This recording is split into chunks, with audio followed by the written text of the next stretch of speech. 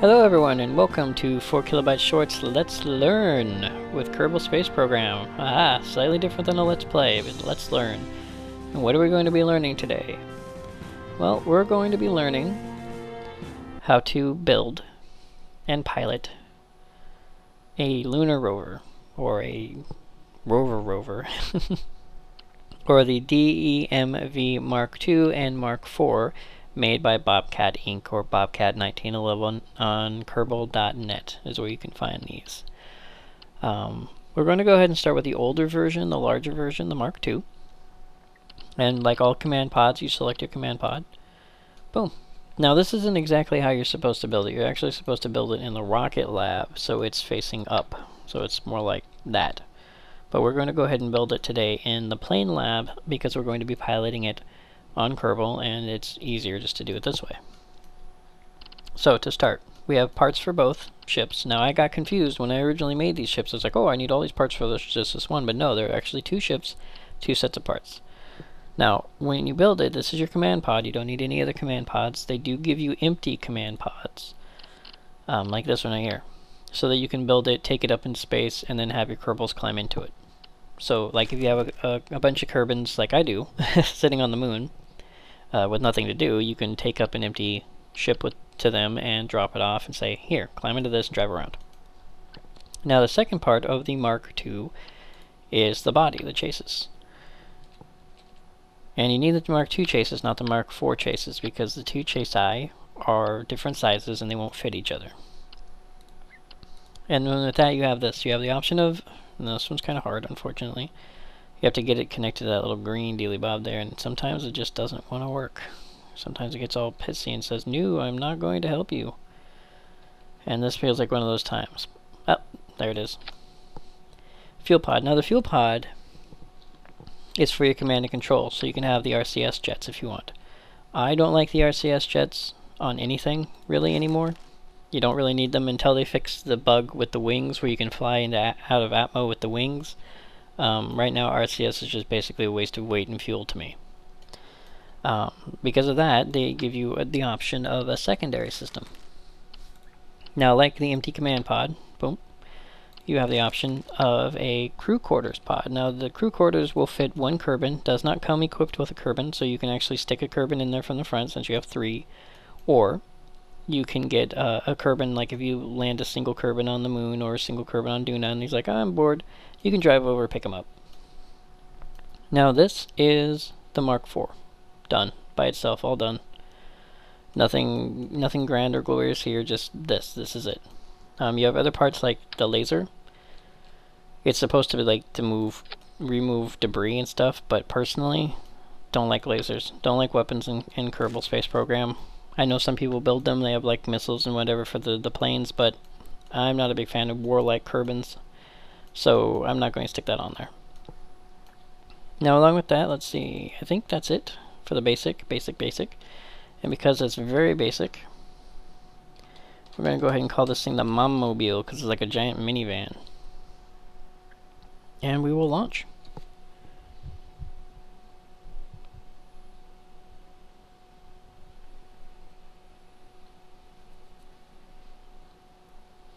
And there it is. Now it's going to equalize with the runway here in a second. Blink. There it is. Alright. Now, your driver's in the middle. In this case, we have Sunken is our driver. So we go in-vehicle activity, and here's our in-vehicle activity. Big, spacious view. Now, if you want to, you can also do your in-vehicle activity for your other two Kerbal.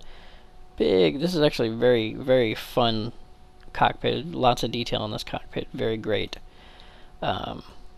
Now about this back thing here. We are going to take O'Reilly here and go EVA. So I can demonstrate how this crew quarters works. We'll drop him off. Space. There it is. Alright. Now, if you notice the crew hatch is up high, no ladder. No ladder, what do I do, right? Well, what you do is, by the way, just so I can demonstrate, high gravity, can't reach. What you do is you switch back to the ship and you right click and you have open ramp. Look at that highly detailed ramp right there. comes out, folds out. You take a Kerbal and you walk them up the ramp. Very, very simple. Board. And we can go ahead and close this. Close ramp. I don't know, do I have to right click or left click? No, right click. I've just been right clicking on the crew door. And then what we do is we go to IVA with a rally, and now we have the rear cockpit. So you can like watch where we're going and be like, hey man, you missed that bump over there, check it out, turn around. Super fun. Now you want to say, how do I control this thing? You know, maybe I control it the way I control a regular pod, right? Well, you can technically. And I say that because this does have the RCS on it. So if you notice, you can kind of rock it back and forth by using the RCS, but you're not going anywhere. Well, what do? Do I strap a rocket to the back? You could. Probably not the best idea. What you do is you switch over to the other side of your keyboard. I, K, J, L, U, and O, similar to the Q, W, E, A, S, D. Now what that means is I moves you forward. And the longer you press I, the faster you will go. K slows you down, or if you're stopped, it goes in reverse. Nice little tail light there. And then of course, as you probably already figured out, the J key turns you left, and the L key turns you right. Now I also mentioned two other keys, U and O. Well, U and O, and let's go ahead and drive off the edge here and try not to roll it. Boink. Okay. The U key turns on your lights. So if you land on the dark side of the moon, or whatever planet you happen to be on, headlights. Awesome. And what does O do? Well, O is your cruise control. You hit O and it locks in your speed. So if you're going up a hill, it'll try to speed you up to that speed. If you're going down a hill, it'll hit the brakes.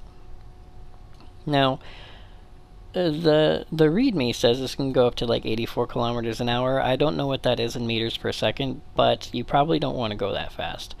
On most other planetary services, 10 meters per second is probably about as fast as you want to go. You're not going to break any marathons or get anywhere super fast, but it's a good little speed and it's better than walking. So that's the Mark II. Very simplistic, very heavy. I don't have mechanical jeb on here, so I don't know how heavy, but it is slightly larger than the Mark IV, which is 7 tons. So this is probably about anywhere between 8 and 10 tons. So pretty heavy on its own, but since it's a command pod plus ship, you don't have to worry about moving Kerbals back and forth, or excuse me, Kerman back and forth. I think Kerbals are Kermans. Anyway, you don't have to worry about like jumping out, doing an EVA, jumping in, and so on and so forth. You just have this, and this is what you're getting into space. Very, very useful, very, very fun. Now, while we're doing that, go ahead and stop, go back inside, in flight, and we go back to the spaceplane hangar. Now the reason for this, and we go new, is now I'm going to show you how to build a DEMV Mark IV, which is slightly different, a little bit more complicated, and much more fun to drive. and I say that because it's like a sports car versus a minivan, is really what you're looking at here. Now I did tell you we have two sets of parts. This is the body for the Mark IV. Fits the whole thing, done. Now if you take the Mark IV. Now if you take the Mark II, I mean the Mark II is huge in comparison, look at that thing. And then we need fuel. Now there's several fuel tanks you can use for this. This is an energy tank which uses the electrical plug-in, the electrical energy plug-in for like ion engines and solar panels. This whole thing comes with the plug-in, so you don't have to worry about downloading that separately, but you can update it if you want. You also have Kethane tank and it's just a fuel tank. I'm not sure the difference, but I think they both run the liquid fuel engine. Not a huge fan of the liquid fuel engine. It does have good thrust in comparison to this, like twice as much thrust. But the electrical engine has a slight advantage, and I will show you what that is. Go ahead and take these and put those on there. Boom, boom. Now that's your basic vehicle. Done. Don't need anything else. It's not super complicated, not super special, but it is a slightly different vehicle. We'll call this the Kerbal car with a K, because that's awesome. And I'm going to demonstrate how to drive the Kerbal car.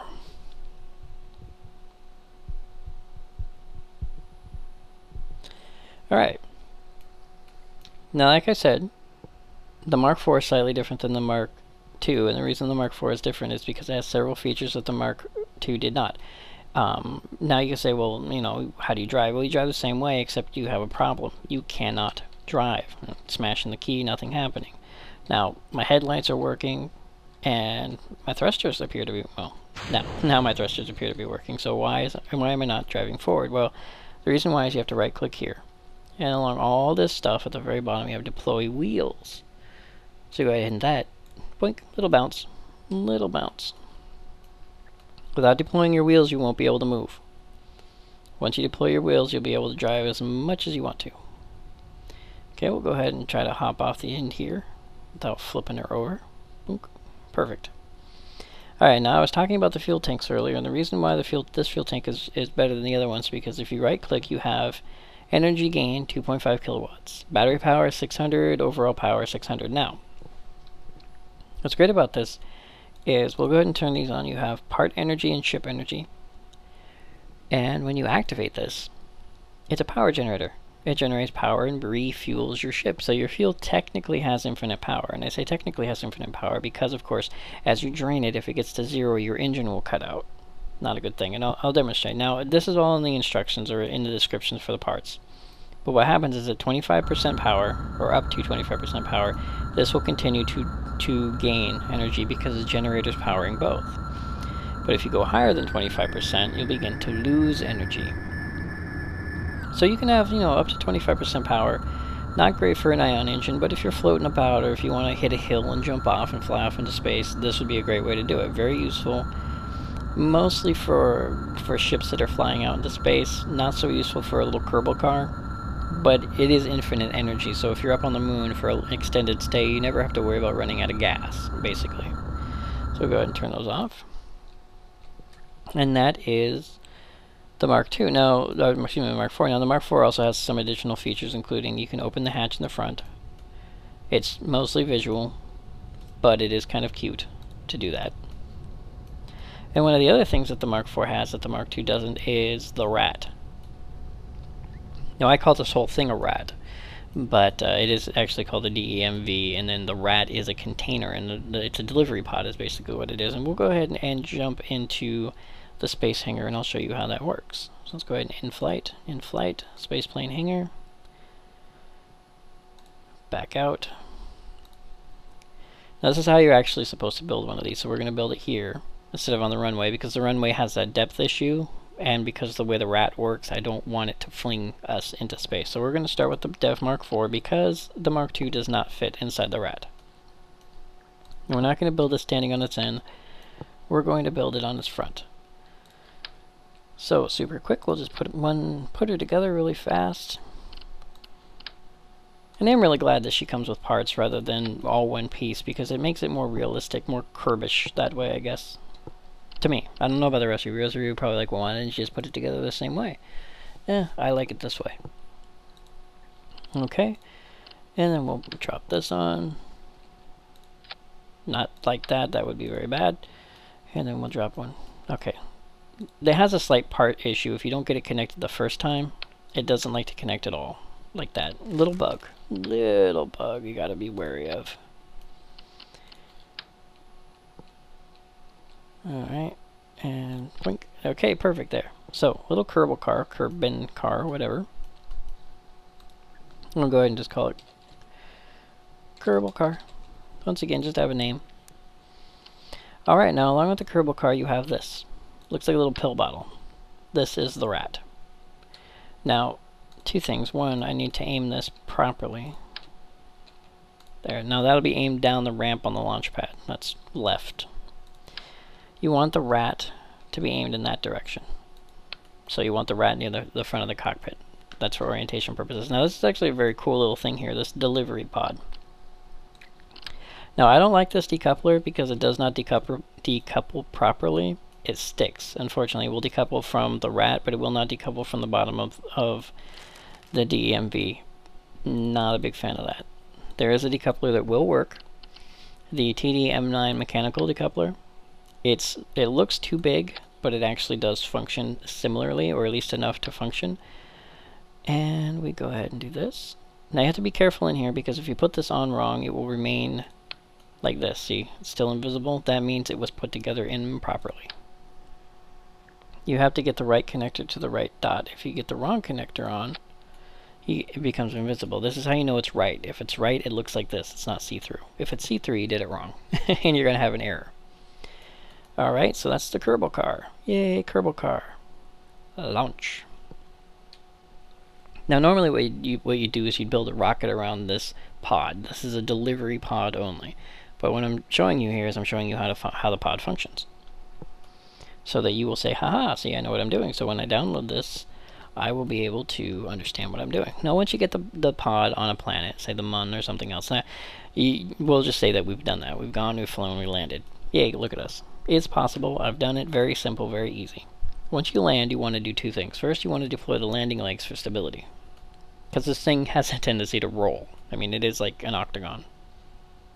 No. Yes. Yes, octagon, yes. Once it's been stabilized, open the drop. Check it out, and then oh. Boom, look at that. Very awesome. Very technical. Now once again, I'm not using the regular decoupler, but I will tell you that what's about to happen will happen with every decoupler you use in every instance that you do this. And I will demonstrate what's about to happen, because explaining it, you just won't understand. So first we decouple. Boom. Now from here, we have to deploy our wheels. And this is where things can easily fall apart. Okay, so we bounced. Bouncing is good. If you don't bounce, you have a problem. Now the next thing we got to do is get out. Oh, really? Really? Every time I've tried to do this, I've had an issue where the wheels get stuck on that side. And it like rolls you out, you flip over, and you end up upside down, and you can't control the thing. Big pain in the ass. But apparently this time it has decided, since I'm doing the Let's Learn, it has decided to function correctly and completely screw me up. So that's how you do that. Now, if you use that decoupler, it doesn't get stuck to the bottom. If you use the actual decoupler, like I said, it only decouples from one side, so you end up with this little floaty thing at the bottom of your ship. It doesn't cause you to flip over or anything, it's just really ugly. So anyway, there's that, and that is how you use the R.A.T in the DEMV. I'll just call it a R.A.T because that's really all it is. It's like a rough all-terrain transport or something, I think is what it was called. The acronym was written on the website and I wasn't paying that close attention. Now if you notice, the turn radius on this is very poor. But then again, it's not supposed to go very, very fast. So. And that is how you use the R.A.T. Getting it to other planets, that's going to be your gig. You're going to have to figure out how to do that, but I can tell you that it does not take a lot. As a matter of fact, I will show you my setup. The setup I use to get to the Mun, so you have a basic idea of what to build.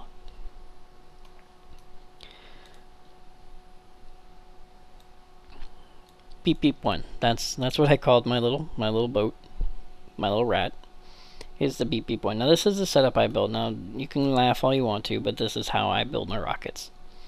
This uses what Jeff Major, 1F Jeff, calls the asparagus system, which I learned from his videos. It's where one feed feeds into the next, so it's this one into this one, and then this one, and then the center, and same over here, and then they jettison across, so it's boom, boom, boom. If you watched his video, you'd probably understand that better, but this will get you to the Mun. And you can land on the Mun, and this pod right here will have a little bit of fuel left. I use a lot of mechanical jeb. So I do recommend that. But this is a beep beep one. Now I want to show you something that I did with the beep beep one. I was up on the Mun with the beep beep one the first time. And I was driving along. And you can go pretty fast. You can get up to like 30 meters a second, but the problem is, or almost 40 meters a second, the problem is you hit a bump, boom, and low gravity, and you're going to fly off into space. And once that happens, you get out of control, and then you come back down, and you crash, and you blow up, and it's terrible. Well, I remember watching, I'll go ahead and go back. I remember watching Armageddon. And on Armageddon, they were talking about flying off into space and how you had the little rotors on top that push you into the dirt. So what I did is, after blowing up the beep beep one, being an idiot, I relaunched it up here on the Mun. Now, the game crashed last time I tried to do this, so I'm hoping it won't crash this time. Perfect. Alright, physics engine, figure it out. Alright. Now, I am heading towards something. I am actually heading towards something. So I'll continue heading towards something. But what I did was, the little ion engines I flipped upside down. I flipped them right up onto their tops. And the reason I did that, and I'm going to quick save because I don't want to lose this beep beep, because it still has a chance to blow up. By the way, I am using the IMAP SAT system. Very useful, very fun, especially if you turn on anomalies. Some of these are my landing pods, other ones are other things. But anyway, what I'm going to do is I'm going to show you what this does. Now, I have the electric engines on. What I like to do is I like to get it working to where the charge is still going up like that. That's about right. Now what this allows me to do is it allows me to simulate high gravity. So let me go ahead and just hit I to start moving forward. Now normally when you're on the Mun, and I'd say be very careful doing this on anything with much lower gravity, but usually when you're on the Mun, anything above 10 meters per second will cause you to fly off into space if you're not careful. What I'm going to do here is I'm going to go up to about 30 meters per second. And then hit my my cruise control, and there it is. Taking that from a film I did. So now normally if I hit this bump, fly off right onto space, but look at that. Little ion engines push me right back down into the dirt. I have unlimited fuel, which is still recharging, so I never have to worry about running out. So I'm cruising at a good 30 meters per second, maybe not great and glorious, but much better than 5 to 10 meters per second. And you probably wouldn't need these so much on Duna, something with a higher gravity, especially Eve. Eve has basically as equal to or even higher gravity than Kerbin, so you wouldn't even need these. These would just be dead weight. You could just throw them off because taking off from Eve is damn near impossible, and once you're on Eve, you might as well just stay there. I built a lander. Oh, see, you can still have an issue like that though, but that would have flown me right into deep space. Plus, you can still turn. Something like Eve, I built a lander for Eve, and I forgot to put a ladder on it. And there were 3 Kerbin. I did a triple pod or a triple person pod, and I put one out on an EVA, and he hit the ground. And he can barely jump an inch, and so he's basically stuck off the pod. He can never get back inside because of that. So, but there you go. That's how you build a nice little speedy Mark IV. I don't know if this would work with the Mark II. Probably not, since it uses liquid fuel. But with the Mark IV, you can screw across most, if not all, except maybe Gilly surfaces without expending any additional fuel. And without having to worry about being flung off into space. Wonderful. So, this ends our Let's Learn with KSP, Kerbal Space Program, and I would like to thank you very much for joining me, 4 kilobyte short. And I will see you next video.